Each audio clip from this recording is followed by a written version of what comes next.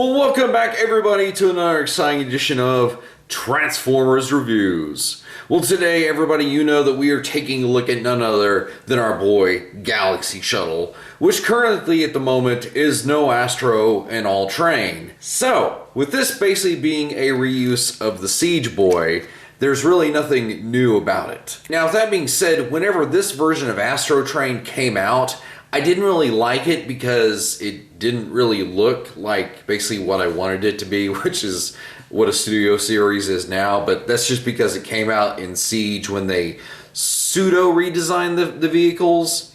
For Galaxy Shuttle that never had a train mode, I think it kind of works for our boy. Now, one of the details that I truly appreciate is if you can see down here on the wheels, they actually went ahead and colored those to where they stand out, and I love how they look whenever they're moving, which on our Astro Train boy, the detail is there, but it's kind of lost in the fact that it's all just this purple color. And the other thing that I kind of dug about Astro Train, and especially now Galaxy Shuttle, they have a tender that they pull behind their main engine cells. And for Astro Train, I kind of always liked it because I felt like I was getting a little bit extra with the dude. And for Galaxy Shuttle, it's really no different. So if we go ahead and detach the tender that comes behind it, that kind of gives us the chance to look over a lot of the amazing details as far as sculpting goes for this mold. But here you can see that they went ahead and painted the detail of the boosters blue, which obviously works better in shuttle mode, but that's always been an Astro Train thing. Which if we go ahead and pull in the original boy here, which this is one that they released a few years back, this gives you a little bit of a glimpse of something that's a little bit unique in the fact that Galaxy Shuttle is actually rocking the secondary color scheme that Astro Train had, where the steam engine was black, whereas we can see on this one it's actually purple. And later on we'll see that in shuttle mode it does the same thing again by being a mostly white shuttle as opposed to one that's black and purple. So here in space shuttle mode we can see that what was the tender on the train is now serving as a crawler transport for the shuttle. And basically what this represents is whenever they would haul space shuttles out to the launch site in real life, they had a vehicle that did exactly as you just saw, dragging it to its destination. Now, this is also a double reference in the fact that it is meant to represent the Micromaster Countdown's rocket base, which you could actually stack the original Galaxy Shuttle on top of to give it more of that somewhat realistic NASA play value if you wanted. And when we can see this modern one in comparison to the original, obviously it's not a surprise that it probably pales in comparison to the original because it's just meant to very vaguely reference the launch base. But you know why this stands out as something polarizing to me is that it's actually playing off of my nostalgia for something non-Transformers related. Whenever I was growing up, there was a set of Lego people that were on the subline called Ice Planet 2002, and it was dudes that rocked the blue, orange, and white color scheme. And so for me, it has a little bit of an extra special meaning with the colors, and that's another additional reason as to why I like Galaxy Shuttle himself. So one thing that you have probably already caught on to is the fact of there is a very large, significant gap in the top of Galaxy Shuttle's vehicle mode. Now, I do have all the bits of the legs, both inside and outside, where they need to be, but the clip on the very top of his vehicle mode that holds this together doesn't actually work. And it's not like a thing that's just to this Galaxy Shuttle. My original Astro Train, you can see here, he does have a slight gap as well. And it's just something with this mold that the top clips on both versions of this mold that I have never been entirely strong. And while I don't think it's as noticeable on Astro Train because of his colors, the fact that this dude is a stark white and that you can just kind of see down into there. I mean, I can force it, the badge is aligned, but it just won't hold together. So that is something that is really kind of disappointing on a $50-something figure.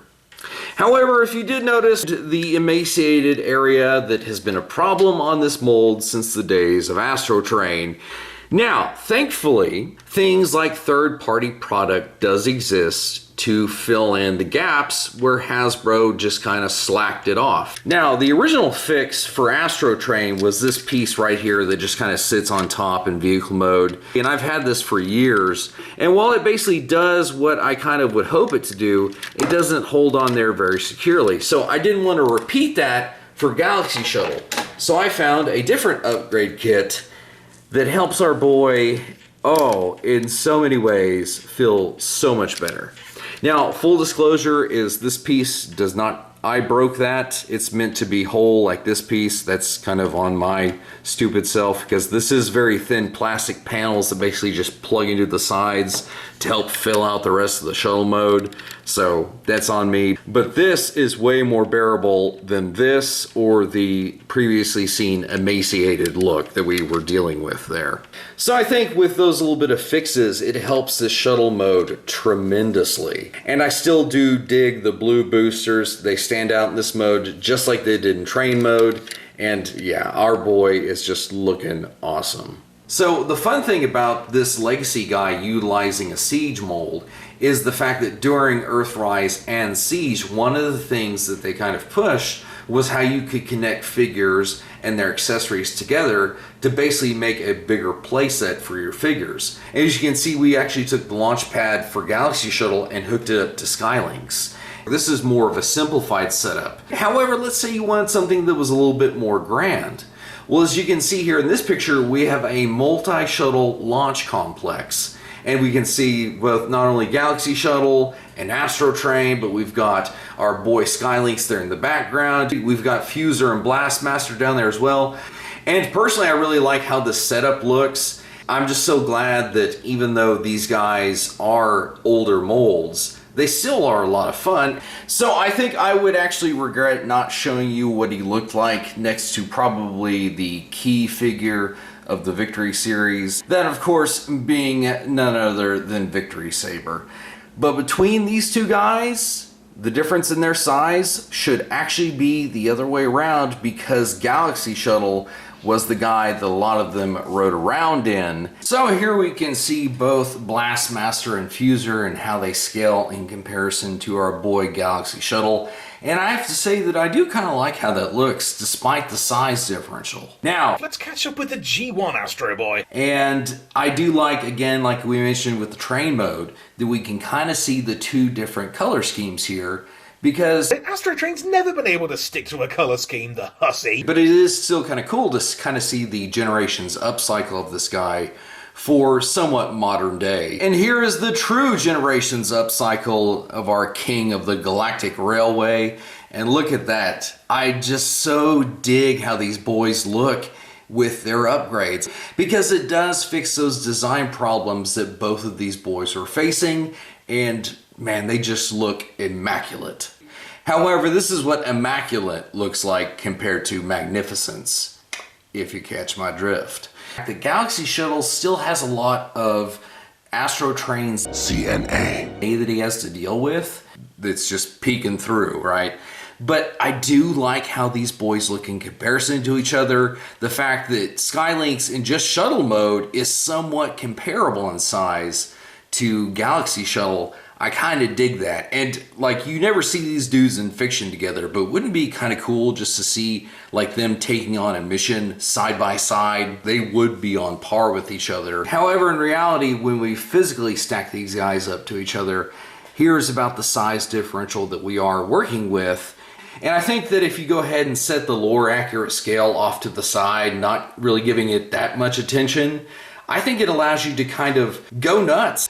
Come on, let's get nuts. And have fun. I mean, put them with whatever dudes you want to. Again, if you're setting the lore accuracy off to the side, then it doesn't matter these with Skylinks, Jazz, and the Micromasters. I mean, at the end of the day, that'll maybe help you be able to enjoy Galaxy Shuttle for what he is, instead of being disappointed in the fact that he's not a commander class like he probably should have been. So yeah, I mean, it's a great figure. I mean, this dude's robot mode, I have always thought, was just so sick looking. Because essentially he looks like Space Jazz. And I mean, you can really see it here when you finally have the boys stacked up with what the main three colors of these guys that they're rocking. And more than that, I mean, when you really look at the heads, there are a ton of similarities aside from just the color placement, the layout, the fact that both these guys have horns. And then on top of that is, I love how this mold has just these big wings on his back. You know, that's my favorite look overall. And I can kind of see both these guys being friends. I think they would probably get along really well. But it's hard not to get along with Jazz. He's such a cool dude. And here in comparison to him, we now have Countdown, Fuser, and Blastmaster. And I do have to mention that for me, it's kind of cool to pull all these little guys that we got in Siege out and to be able to utilize them again. And it has really kind of reminded me how fun they can be in conjunction with bigger guys, whether they're Deluxe, Voyager, or even bigger. And at this point, I don't really know if it warrants a comparison with this guy in robot mode, because while it made sense for the other two, this robot mode, they did try to lean more into who this character actually is, rather than just applying a scheme from Astro Train onto this boy. But even if you were to look at the original version of this mold that did rock this color scheme, you can see there's very little comparison to be made, which hammers home the point that they in robot mode at least wanted this to be Galaxy Shuttle. However, by getting back to a serious comparison, we can see how our boys stack up together in robot mode. And I do have to say that I feel like Astro Train's knees are a little bit weak, where he loves to kind of tilt back a little bit. Like right now, he's doing fine. Whereas with Galaxy Shuttle, I don't have that issue. And that could be because, again, this guy came out in 2018, and this guy came out of the factory just a few months ago. So, well, I guess we'll see a few years down the road if he has similar issues to this boy right here. And here we can see both of our boys armored up. And you'll have to forgive me for having to hold up Astro Train because, like I said, with his weak knees, if I don't, it kind of makes him look like he's doing the limbo. So you'll have to just forgive my hand holding him up here.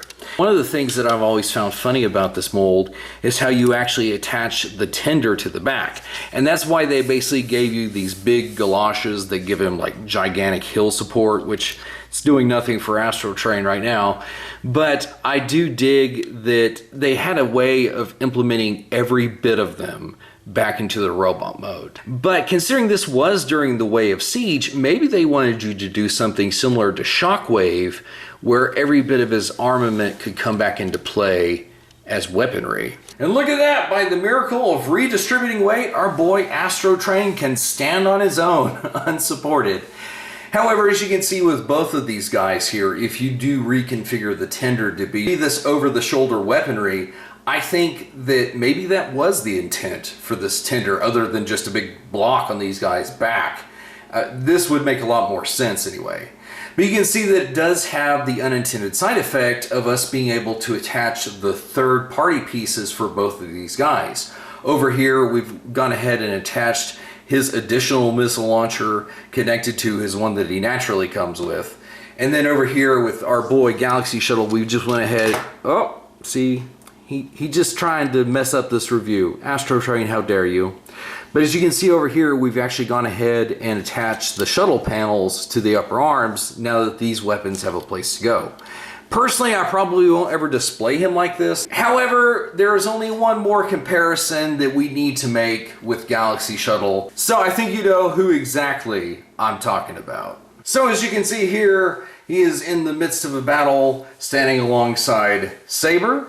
And here he is standing alongside Star Saber, looking very, very nice indeed. And then ultimately, here he is with Victory Saber. So the boy is looking especially sick, and I don't know, maybe the extra armory bit is a little bit ridiculous, but I just love how these guys look together in every one of his forms. So I think for the Victory portion of my collection, this will probably be it, because I have Desaurus, Victory Saber, Dino King, and now Galaxy Shuttle. And I know that as of the time this video came out, they announced, I think it was a day or two ago, about Lio Kaiser being the next HasLab. But me personally, I'm not going to go for it. You know, maybe I stand alone in that, maybe I don't. However, you know who I didn't hesitate to pre-order yesterday was the new version of this guy right here, Skybite. Because I got this guy not too long ago, and I'm really excited to kind of mess with it. And then when the new one comes out later on this year, it'll be kind of cool to see the kind of comparisons with this guy. And I mean, this dude has a ton of paint hits. Look at that, I'm already trying to go into a review of him. However, with that being said, if we look at the poll that we did recently, you can kind of see that our boy, the Year of the Snake Optimus, got 19%. Victory Galaxy Shuttle won with 43, hence why his video's here. Poor Beast Wars 2 Flash Lio only got 10% of the vote. And as you can see here, what came in second place was the Skybite, Rockbuster, and Shadow Panther review. Please forgive the change in visual and audio quality, everybody. My camera died and I don't have a battery charge for it, so we had to switch to the iPhone. But basically, you will choose between Skybite, Shadow Panther, Rockbuster, which, I mean, I think I know which guy you're really going to choose. I mean, but hey, I'm going to give you the option nonetheless in case I am wrong. As far as Galaxy Shuttle is concerned, though, I think the boy, he does rock this mold really awesome. So if the leader price point is not too much for you, would I suggest getting Galaxy Shuttle? Yeah, I think he's a fun guy that pretty much because of his aesthetic, even if you don't have any other Victory dudes, he'll fit in with them. So, anyway, with that being said, that's all I have to tell you about our boy. And until next time, guys, we'll see you in another review. もしジャンとホーリーが帰ってきたら